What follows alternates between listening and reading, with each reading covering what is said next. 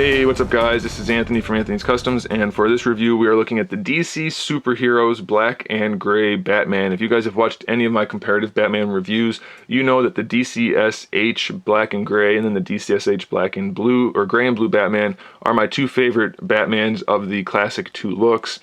I just love them, and I think this is easily the best representation of the Black and Gray Batman. Hard to come by this one, a little expensive on eBay last I checked, but it's, like I said, it's a great figure. I don't have them with me, but he comes with 3 batarangs. You can see in the photo that I'm overlaying right now what they look like. I just couldn't find them. Maybe the cat took them, I don't know. Anyway, it's my favorite. Let's take a look at it. Someone asked me to do it, so I'm happy to do so. 17 centimeters tall, which puts him at about 6 3/4 inches to the top of his bat ears.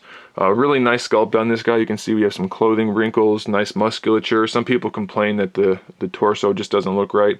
And it's a superhero made to look like a comic book drawing. So yeah, he's a little bulbous in the muscle areas and then narrow at the waist and at the joints. But I don't mind it. I think it looks really good, and I'm more than okay with that. So, you know, it's an action figure. This one's not meant to look hyper realistic, so I'm okay with that. If you don't like it, then I can't help you. That's the way it goes. The bat is sculpted in there, so that's cool. Paint could be a little cleaner, but it's not bad. We do get some shading throughout all of the grays. We get a couple tones of black. We have like a more of a matte or satin black, and then where the wrinkly parts are, it's a little bit more glossy. The boots, unfortunately, they don't have that gloss. I don't know why. Maybe this one just missed it. I think on my blue and gray they did paint for the different panels, but I don't know, maybe this one just doesn't have it. I can't say because it's not there.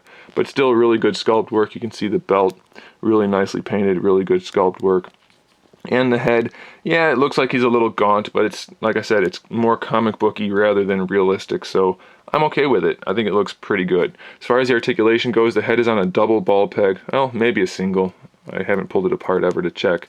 Feels like a single right now though, but you can still move the head around up and down, lean it side to side, rotate it. Pretty much anything you need to do, you can do. Standard ball hinge shoulders.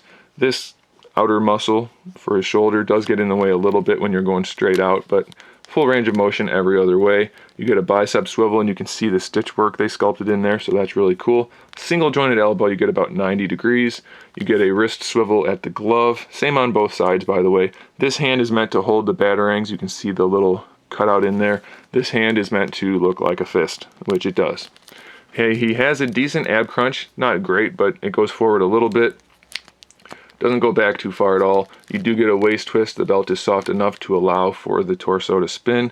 We have the standard DCUC style hips, so forward and back, side to side, no problem. We have the thigh swivel right there. Single jointed knee, about 90 degrees. And then we have our ankle hinge, which can go pretty far forward. You just have to give it a little bit of force, but really nice range of motion there.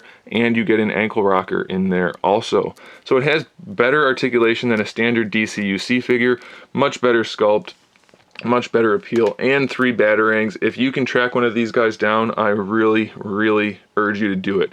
This one or the blue and gray one, they're basically the same minus the paint and the belt and the accessories. They're both great. Hunt them down if you can. You won't regret it. Thanks for watching, guys. Make sure you subscribe to the channel so you can see my upcoming figure reviews, custom figures, and other good stuff. And in the meantime, keep collecting.